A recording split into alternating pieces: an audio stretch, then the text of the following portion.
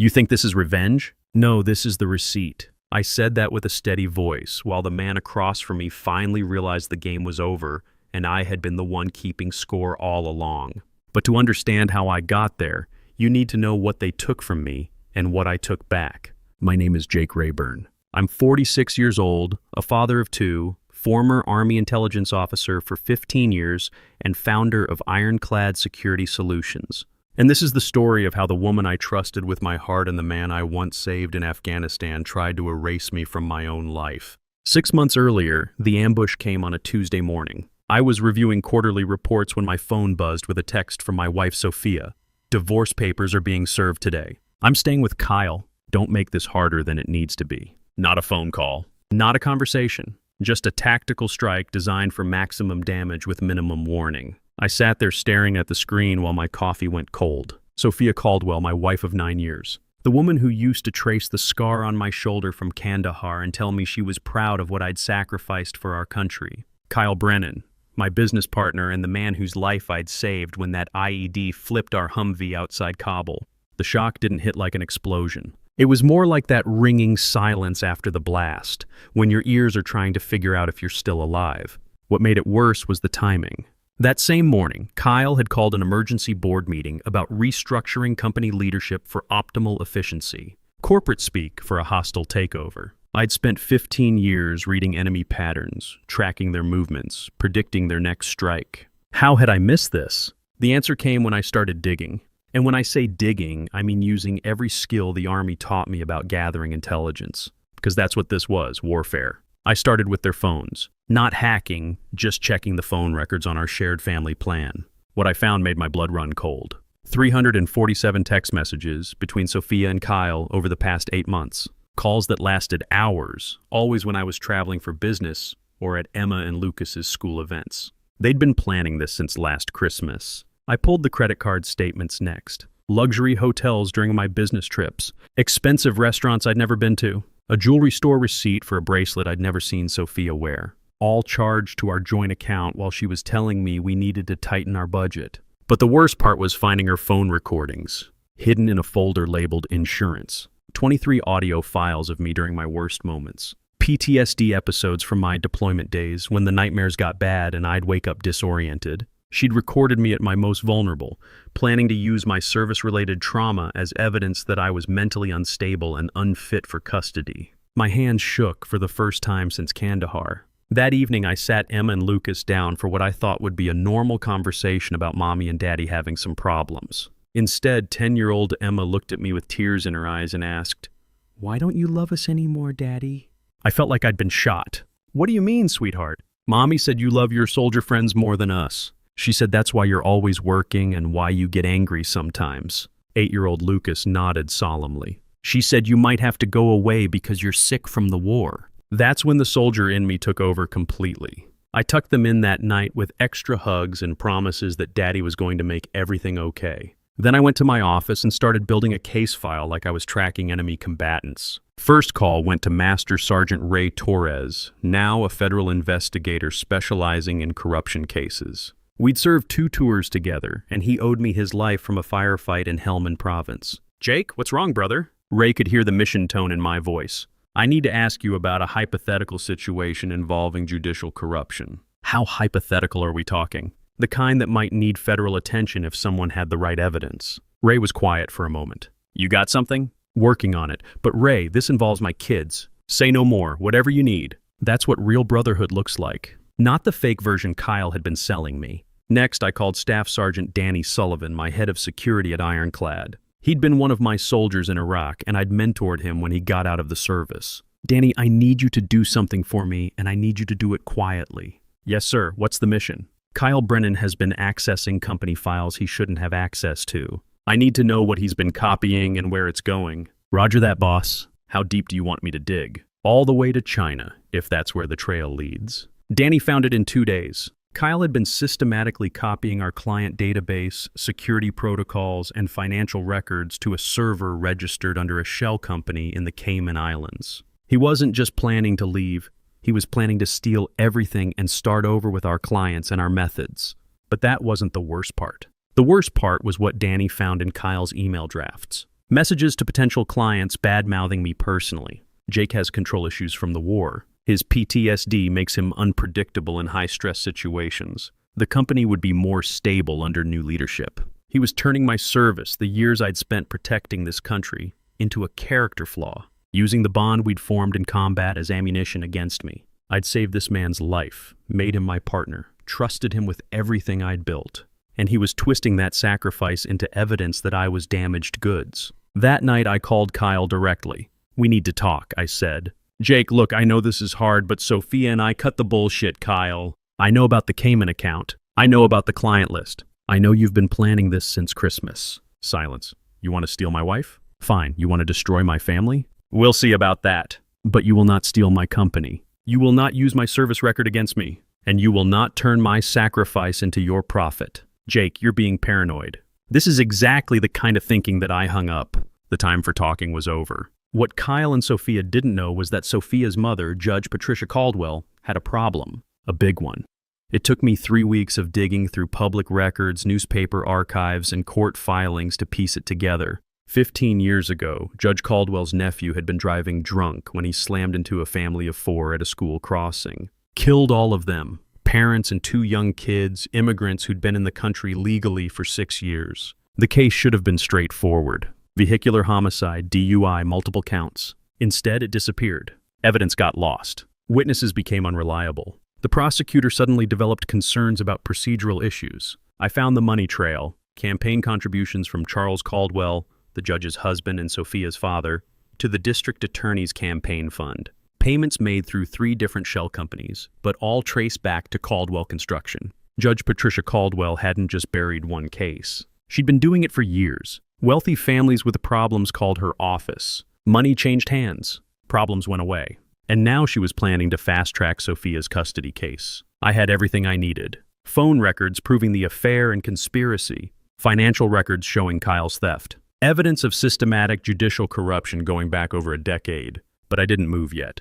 In military intelligence, timing is everything. Strike too early and you warn the enemy. Strike too late and you lose the advantage. I waited for them to make the first move. It came in the form of a court filing. Sophia was requesting emergency custody, claiming I was mentally unstable due to combat-related PTSD and potentially dangerous to the children due to increasing paranoid behavior. The hearing was scheduled for the following week. Judge Patricia Caldwell presiding. They thought they had me cornered. A combat veteran with PTSD displaying paranoid behavior by investigating his own wife. The narrative was perfect. The fix was in. That's when I called my final ally, Attorney Michelle Grant. She specialized in family law and had a reputation for destroying corrupt cases. "Ms. Grant, I need representation in a custody case. Mr. Rayburn, I've reviewed the initial filings. I have to ask, have you been diagnosed with PTSD? "Yes, ma'am. I've been in therapy since my discharge. I have documentation showing I've been compliant with all treatment recommendations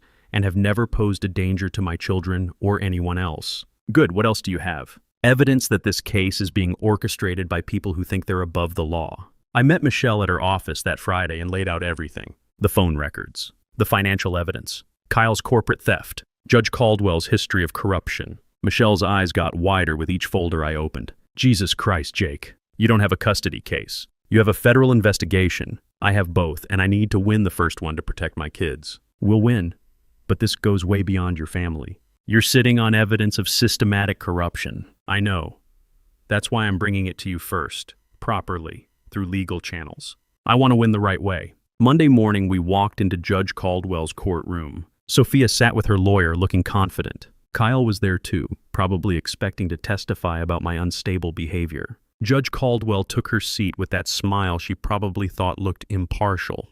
In reality, it looked like a shark that had already tasted blood. "Your Honor," Michelle stood up, "before we begin, I'd like to submit additional evidence that's relevant to this case." "What kind of evidence, counselor?" Michelle handed a thick folder to the bailiff. "Phone records, financial documents, and communication logs that demonstrate this custody filing is part of a broader conspiracy to commit fraud and obstruct justice." Judge Caldwell's face went white. "I also have a letter here from the FBI's Public Corruption Unit expressing their interest in this case and requesting that all proceedings be postponed pending their investigation." The courtroom went dead silent. Sophia's lawyer was frantically flipping through the evidence folder. Kyle looked like he was about to vomit.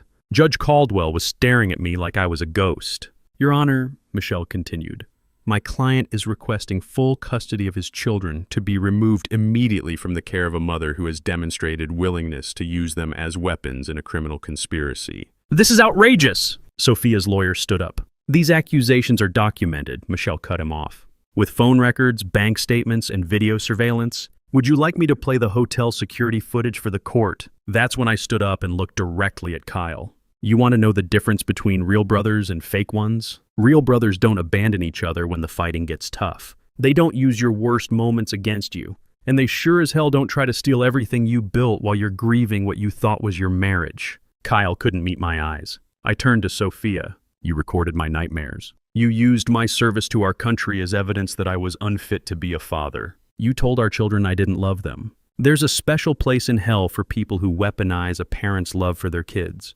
Finally, I looked at Judge Caldwell.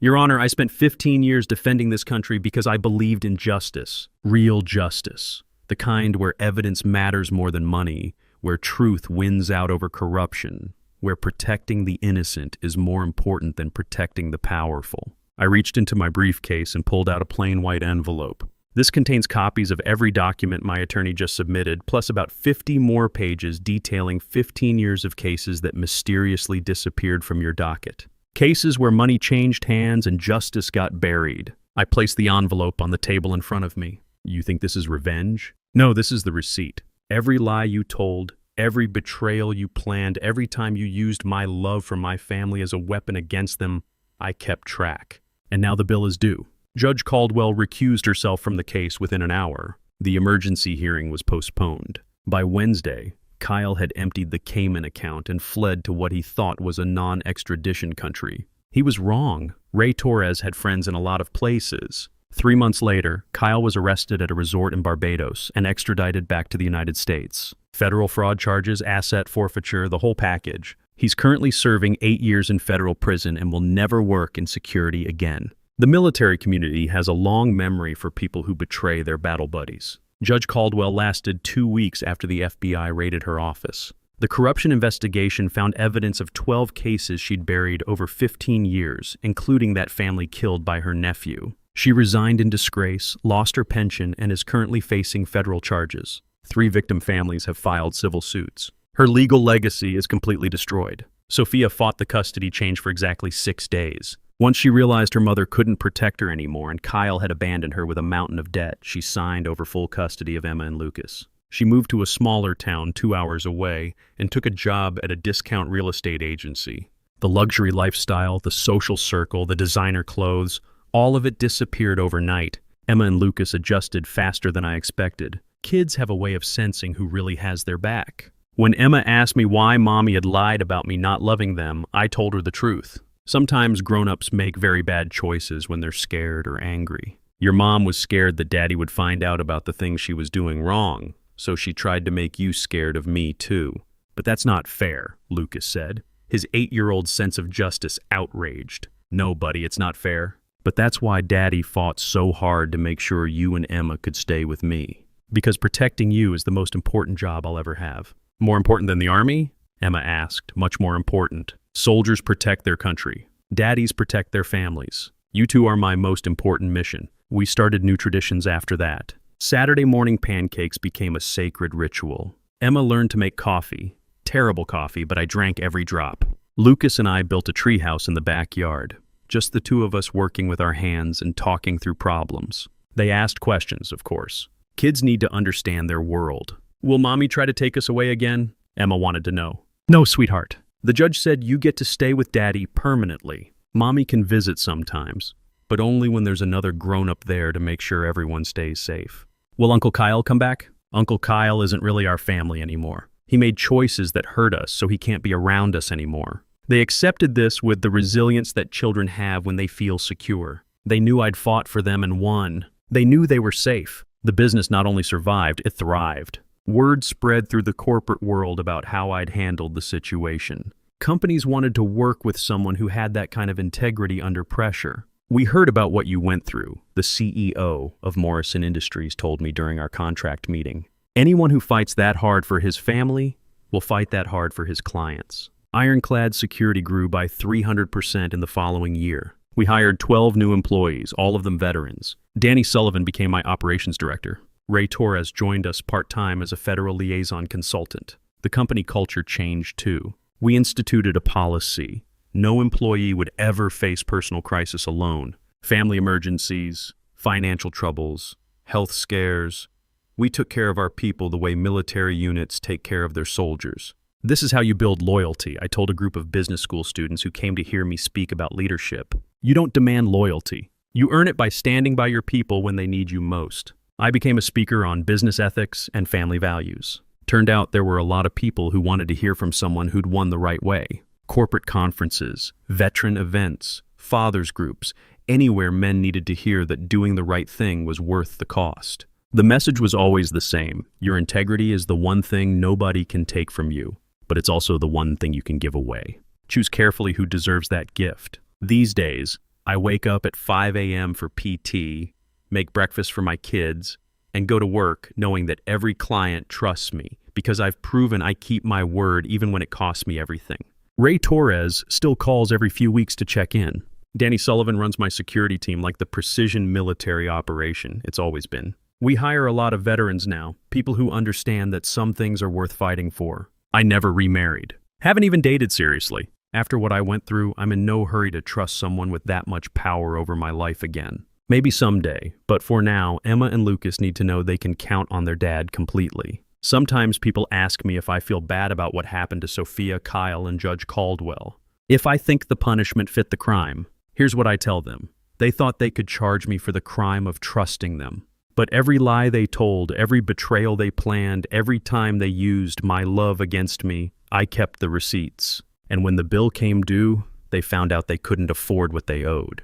I didn't destroy them. I just opened the door and let the truth walk out on its own. Because that's what justice looks like when you do it right. Not revenge, not getting even, not making them pay. Just letting the consequences of their actions catch up with them while you protect what matters most. Emma's playing softball now, and Lucas is learning guitar. They both hug me when I come home from work, and they tell me about their day over dinner. They sleep peacefully in their beds, knowing their dad fought for them and won. That's worth more than any revenge could ever be. Some people think I got lucky, that things worked out because I had military training and knew how to investigate. But here's the real truth. I won because I never stopped being a father first. Everything I did was about protecting Emma and Lucas. The evidence, the legal strategy, the careful timing, all of it was just a dad making sure his kids would be safe and know they were loved. Kyle thought our brotherhood in Afghanistan gave him permission to steal from me. Sophia thought my PTSD made me an easy target. Judge Caldwell thought her position made her untouchable. They all forgot the most important thing about a soldier. We don't leave anyone behind, especially our own children. I didn't need revenge. I just needed to make sure my kids knew their father would never stop fighting for them. And now they do. You think this is revenge? No, this is the receipt, and it's paid in full. They say just forget. Move on like it's easy. But forgetting you feels like remembering someone I've never seen. I've been trying to erase you from the places in my mind, but the harder that I fight it, the more you're hard to leave behind. Every memory keeps slipping through the cracks I try to close, like a face I should remember, but somehow never know. Forgetting you feels impossible, like chasing something I can't hold, like trying to remember someone that I've never even known. I keep reaching through the silence for a past I can't undo, 'cause letting go of what we had feels like losing something true.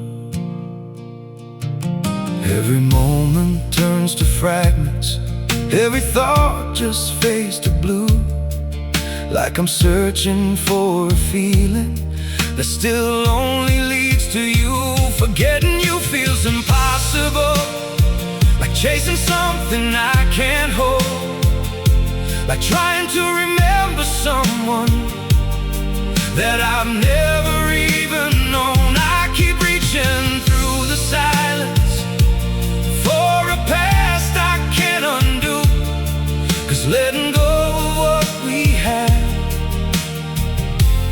feels like losing something true.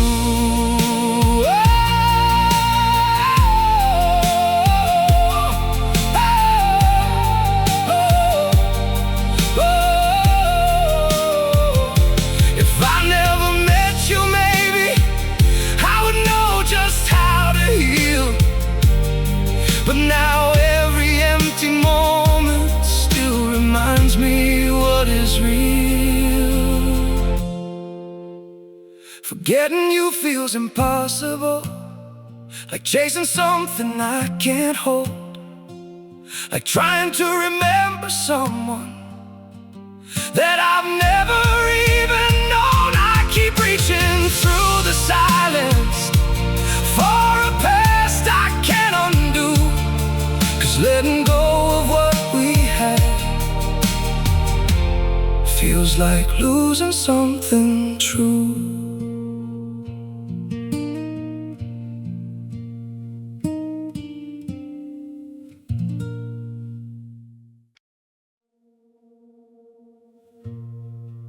Don't pity me. My heart doesn't need your mercy. I can still stand on my own.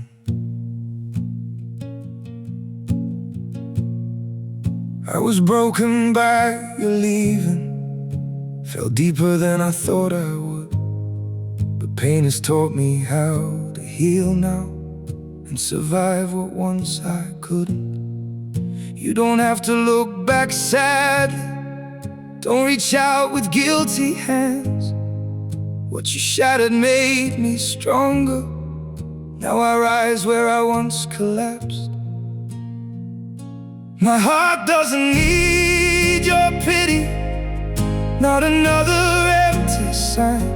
I've got enough strength left within me to rebuild this life of mine. My feet are steady through this sorrow, I can stand through all the pain.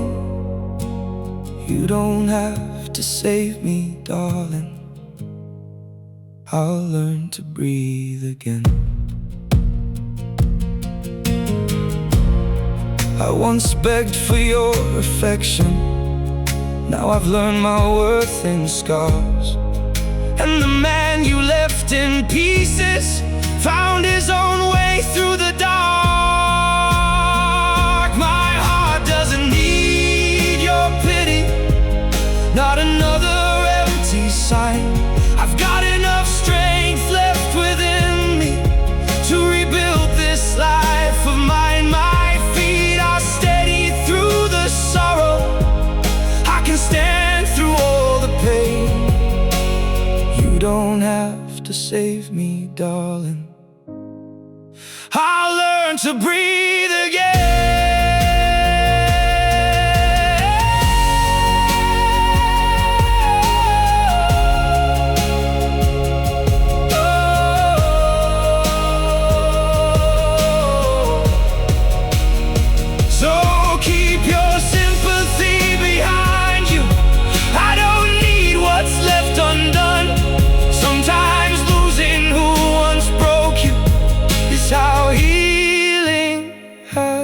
Begun.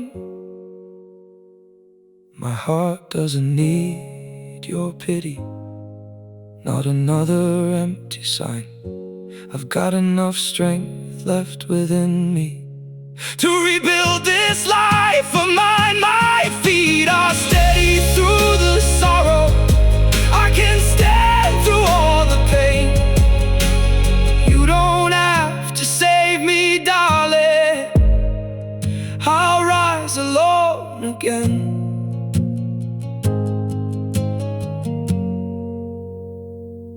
I'll rise alone